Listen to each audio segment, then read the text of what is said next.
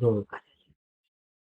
પૂર્વ કચ્છ જિલ્લાના આદિપુર પોલીસ સ્ટેશનમાં 2026ના ત્રીજા મહિનામાં એક ઘરફોડ ચોરીનો બનાવ બની હતો, જેમાં જે ફરિયાદી હતા એમના ઘરમાં એક નેપાળી લેડી હતી.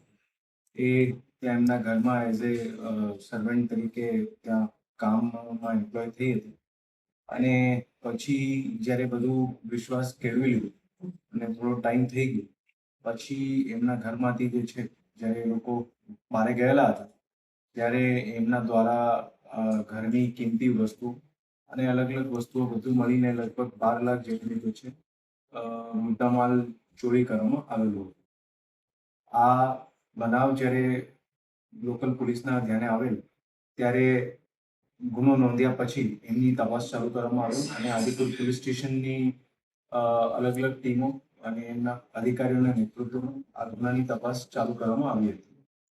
જેના આધારે જે આ તપાસ સતત ચાલતી હતી એમાં એક ટોળકી ધ્યાને આવે અને એ ટોળકીમાં કે આજે આખી એક નેપાળી ટોળકી હોય અને એ લોકો અલગ અલગ રીતે અલગ અલગ લોકોના જે સમૃદ્ધ ઘર હોય, સમૃદ્ધ સોસાયટી હોય, જ્યાં પોશ વિસ્તાર હોય ત્યાં મકાનો ટાર્ગેટ કરીને અને ત્યાં પોતે નોકરિયાત લાગીને આવી રીતે લોકોનો વિશ્વાસ કેળવવાનો અને પછી જે છે ત્યાં ઘરમાં ચોરીના બનાવને અંજામ આપવાનો, આવી રીતના એમોથી એ લોકો ચોરી કરતા હોય.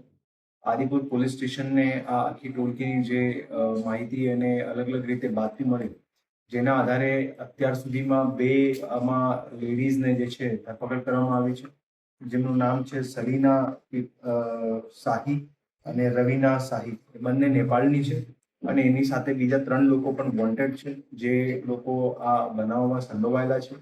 આ જે ટોળકી છે આ એક આંતરરાજ્ય અલગ અલગ સ્ટેટમાં આમના દ્વારા આખી ટોળકી દ્વારા જે છે બનાવોને અંજામ આપેલા હોય ચોરીના, આવી રીતે લોકોના ઘરોમાં નોકરિયાત લાગીને, જેમાં મહારાષ્ટ્ર પુણેના પણ છે, બેંગ્લોરના પણ બનાવો ધ્યાને આવેલા છે અને અલગ અલગ જે છે હજી પણ એમની તપાસ ચાલી રહી છે, કારણ કે આરોપી રિમાન્ડ ઉપર છે અને એવી શક્યતા છે કે હજી પણ બીજા સ્ટેટની પણ જે છે એવા બનાવો હોય એ પણ ધ્યાને આવવાની શક્યતા છે. ટોટલ અત્યાર સુધીમાં અલગ રાજ્યોના મળાવીને, જેમાં કર્ણાટક હોય, મહારાષ્ટ્ર હોય અને ગુજરાત, 7 બનાવો ધ્યાને આવેલ છે અને આગળની તપાસ એમાં ચાલુ છે.